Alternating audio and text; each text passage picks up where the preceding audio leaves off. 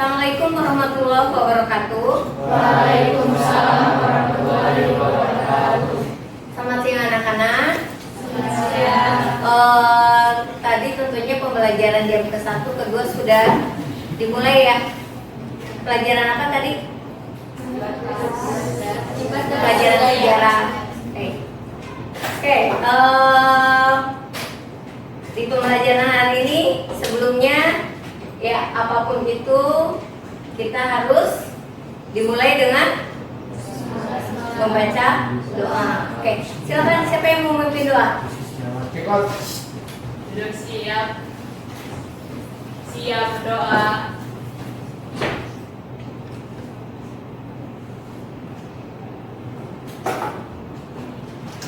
Berdoa selesai. Oke, terima kasih. Untuk hari ini pembelajaran Ibu ya, mengulang kembali pembelajaran dari yang sebelumnya. Bukan mengulang. Sebelumnya kita sudah belajar tentang apa? Kemarin pasal BP apa? BPUPK. Kemudian apa lagi? Hak ajasi. Nah, kita berhubungan dengan pembelajaran hak ajasi. Kemudian apa lagi? Pancasila. Sebelum Pancasila apa? Undang-undang dasar. Kemudian apa lagi coba? Yang berhubungan dengan materi yang akan kita sampaikan, yang kita akan bahas hari ini, berhubungan dengan apa? Hak dan kewajiban. Hak dan kewajiban itu apa sih? Coba.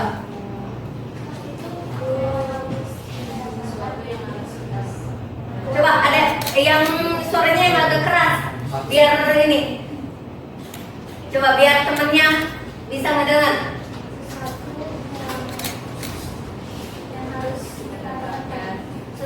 Sesuatu yang harus kita dapatkan. Kalau kewajiban coba dari sebelah sini. Ada sebuah beban yang diberikan.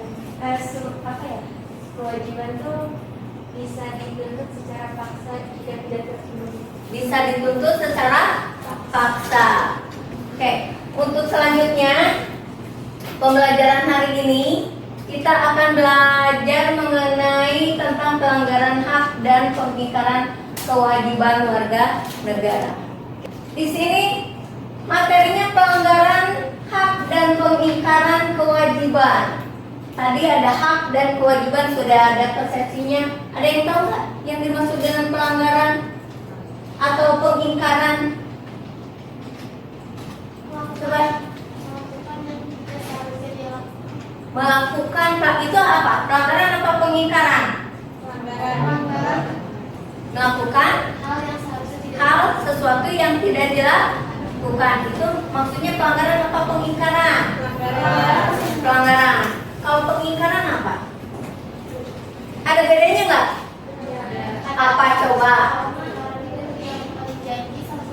Pengingkaran tidak menepati janji, ingatnya mah janji ya. Pengingkaran dulu ya. Ingkar janji gitu ya, kayak lagu ya. Oke, sebelumnya kita bahas. Coba perhatikan ya, Ibu akan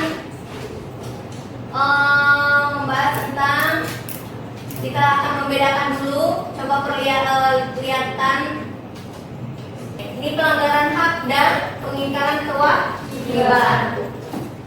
Kita bedakan ini pengertian dari kewajiban. Ada yang baca nggak? Sebelah sana coba bacakan. Pelanggaran hak itu apa? Awal Adalah setiap perbuatan baik disengaja atau dilakukan yang melawan hukum, mengurangi, ya, apalagi nih, menghalangi dan atau mencabut hak seseorang sebagai warga negara yang dijamin oleh undang-undang dan berdasarkan mekanisme hukum yang berlaku. Kalau pengingkaran kewajiban, salah satu orang, coba Jidan baca di depan. Pengingkaran kewajiban itu apa? Pola tindakan warga negara yang tidak melaksanakan kewajiban sebagaimana mestinya sesuai dengan ketentuan yang berlaku. dimasukkan dalam pemilu tidak menggunakan hak pilih aktif. Aktifnya. Jadi pelanggaran dan pengingkaran sudah bisa membedakan? Jadi gimana? Pelanggaran hak, contohnya apa coba? Ada yang tahu nggak dari pengertian di sini? Atau kita bahas lagi? Coba perhatikan gambar, amati yang ada di sini. Ini gambar apa? Pelanggaran. Pelanggaran apa ini? Lalu lintas. Ini udah jelas pelanggaran lalu lintas. Tapi subjeknya apa coba? Membawa kendaraan di bawah ini, Bu. Membawa kendaraan di bawah umur. Masuk pelanggaran apa pengingkaran? Pelanggaran. Oke, kita bahas lagi. Ini pelanggaran apa coba? Membuang sampah sembarangan. Masuk pelanggaran. Pelanggarannya karena membuang sampah. Kalau melanggar pembuangan sampah tidak pada tempatnya, berarti itu adalah pelanggaran secara apa? Individu, kelompok, individu. Tetapi ini aturannya sudah jelas, ya.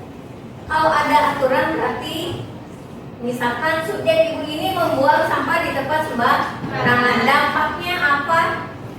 Banjir. Menyebabkan banjir. Terus apa lagi? Menyebabkan bau yang tidak enak. Itu dampak dari pelanggaran. Membuang sampah sembarangan, yaitu masuk dalam pelanggaran. Pelanggaran apa? Individu. Pelanggaran hak.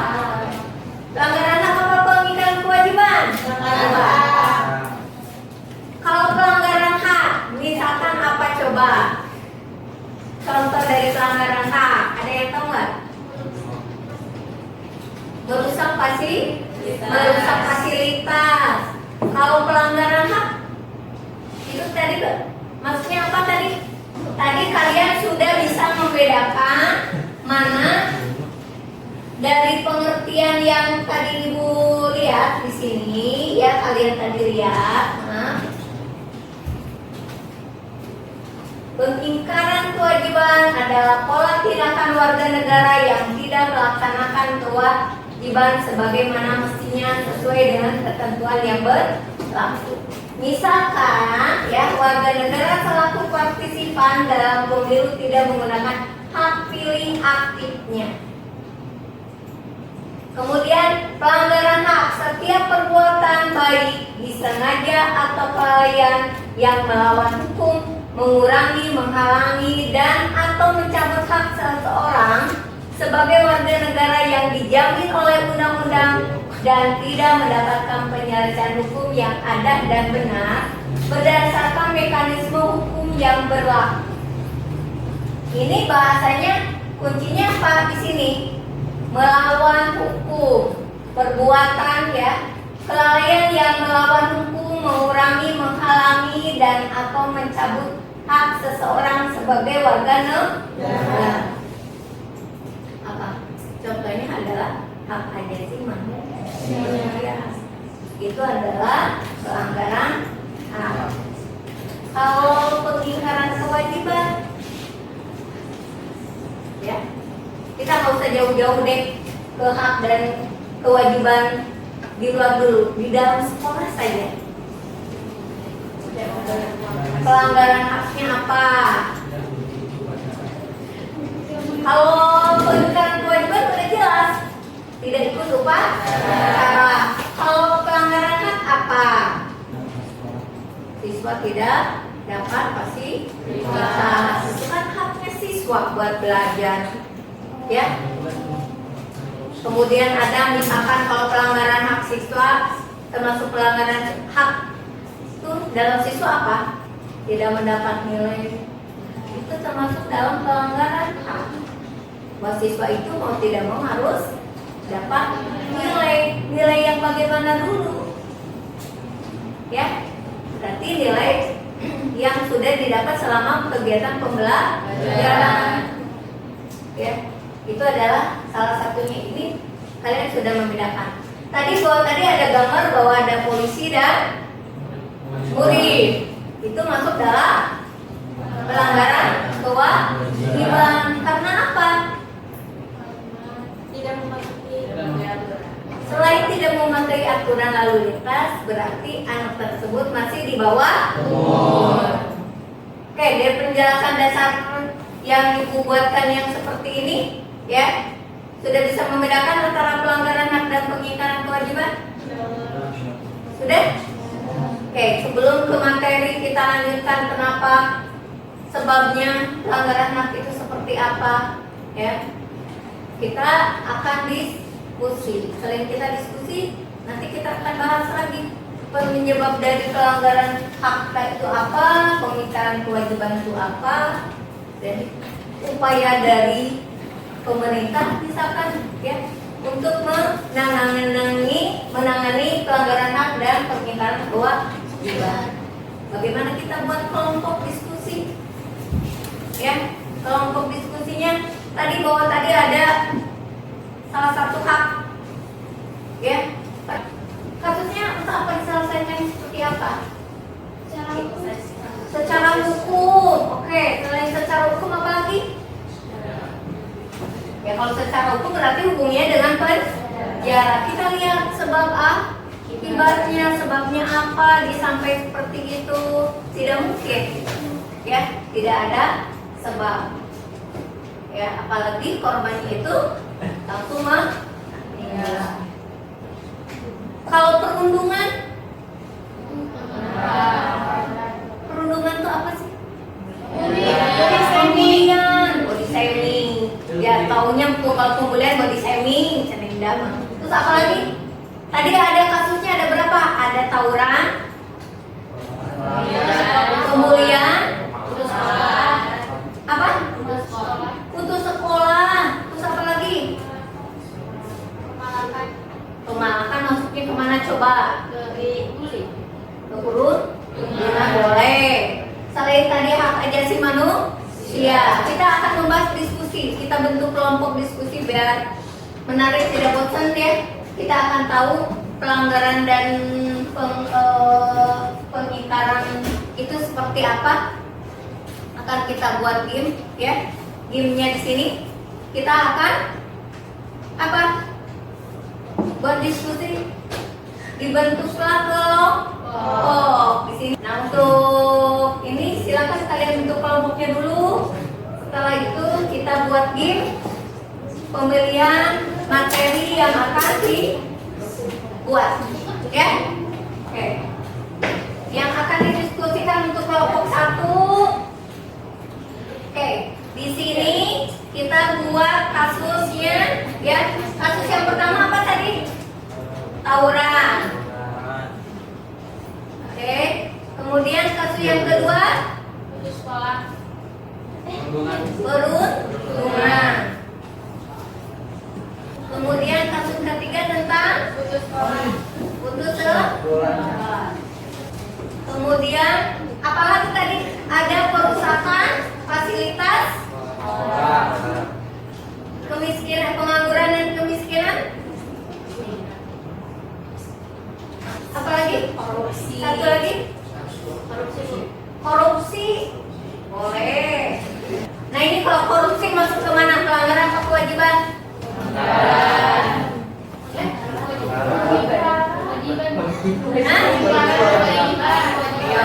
Ini kasus kita buat forum diskusi, ya. Setiap kelompoknya berarti satu kasus yang akan kalian diskusikan dengan teman kalian. Kemudian untuk minggu depannya, hari Senin atau hari Selasanya, kita tampilkan hasil diskusi tersebut, ya. Tentang pengangguran dan kemiskinan. Oke, jadi Kesa bahan diskusinya pengangguran dan kemiskinan. Kita mulai lagi. Siapa lagi kelompok 2? Oke, apa-apa Jidan? Kita mulai. Korupsi. Dapat korupsi.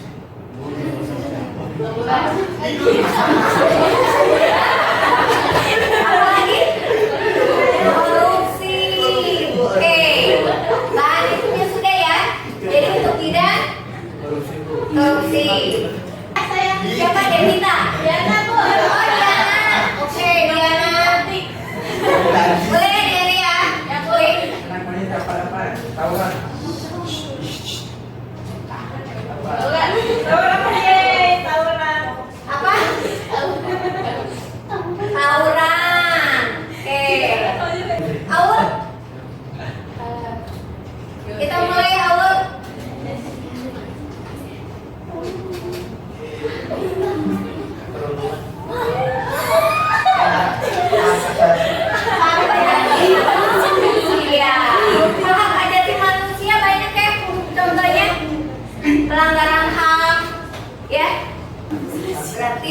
perundungan.